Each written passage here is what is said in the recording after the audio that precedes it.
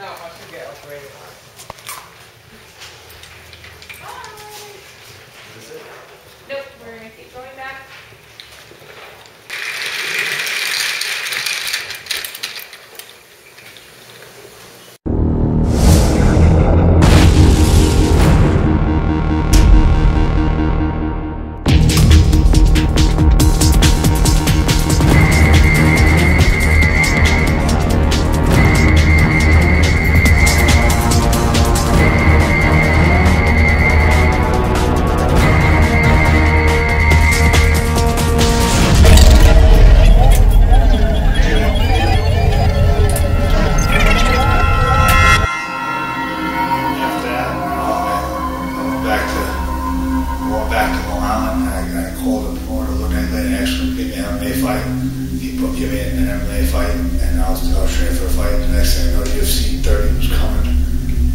To town, New Jersey, and there was supposedly some new owners that bought it. They were like change the sport and change regulations and all this stuff.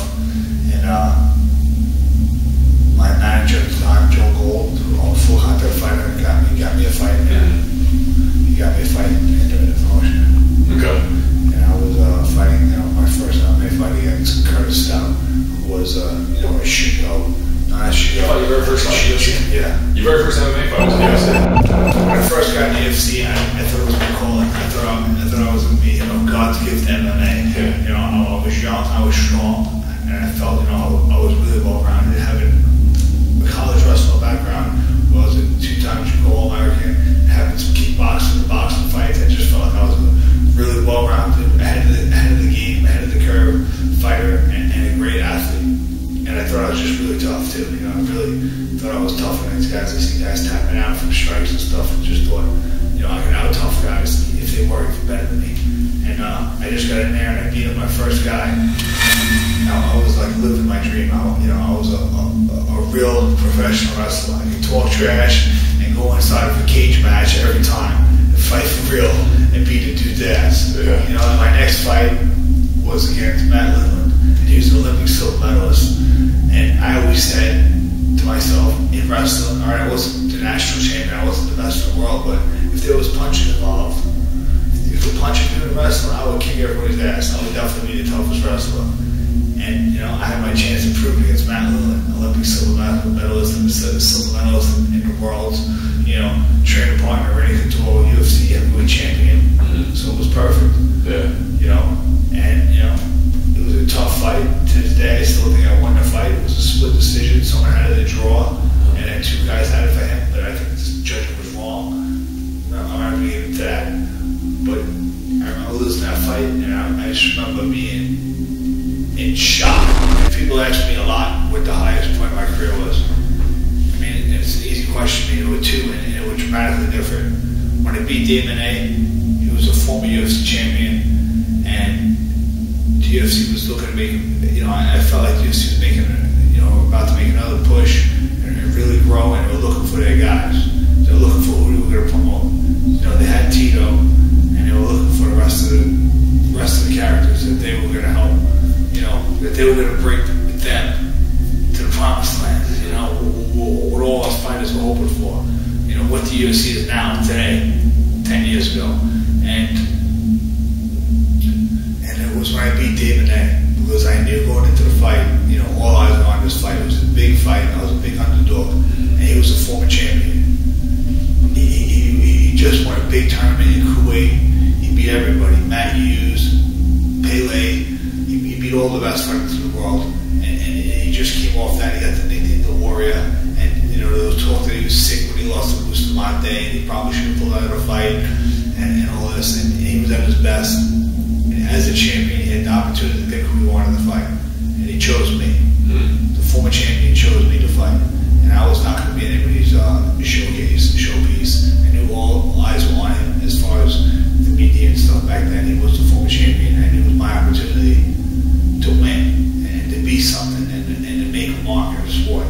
Show that I was for real. I wasn't lucky, and I wasn't all talk and hype. I was a good fighter, and beating him,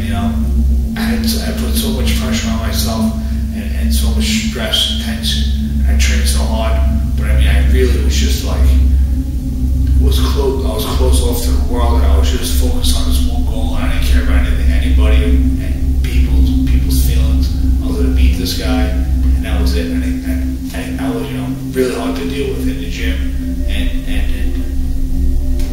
life, you know. The people close to me, I was probably the worst too, when I was pushing everyone away, and I was really, you know, a monster, but I was going to beat this guy. Everyone talks about the celebration. It was really just released. They talk about, you know, how I was a kid screaming and everything, but, you know, I couldn't beat him in any better way. I mean, I had the hardest training camp ever. I was sparring with you know, Montel Griffin. I mean, great boxers, Derek Harmon, and getting killed, and just, you know, hard sparring sessions and top frame boxing, and just, you know, just training myself hard, and just really, you know, just putting everything into this fight, and the fashion that I wanted to fight against a great fighter who's never beaten in that fashion before, and it was beating, you know, the top guys in the sport. It was just like you know, everyone says like, oh, it's so brash, but it was just like a release. I want my fucking back. Everything I trained for and everything I planned for in my life, and how I even saw myself as somehow being when I was selling cars back in the day, it was true. You know, it was true. I was the best, you know, in my mind that day. I was the best fighter. And that day you beat the world champion. Yeah, I was the best. That day I beat the best fighter in the world, and that made me the best. That did. That's all we can be at that moment. Right. Yeah. To beat a man, you gotta beat the man. I beat the man, and I was the man. You destroyed the man. And I was letting everyone know. I was letting everyone know, and letting myself know. Because I always thought it, but you know, you think it when you're a kid, but you don't know. And I was like just telling myself and letting myself know that I really was. On that day, you were everything that you dreamed you'd be. Exactly. Yeah. Listen, it's no secret. My career's been up and down. It's been a roller coaster. You know, I have an embarrassment record of 13-13. You know, I'm not proud of it. You know, I cringe every time the announcer says it, or they say it, or hear it.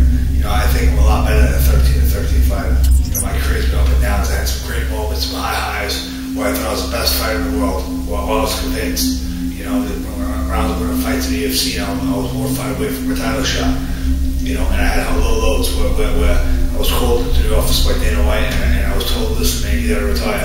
What did that do to you when you sat in his office and he told you that? I was told by the UFC president to retire, and I was crushed. I mean, he'll tell you. I mean, I was crushed. You know, You lost your last 3 fights. You got cut from the UFC. Everyone's saying that you're too old, that it's too late. You should just give up.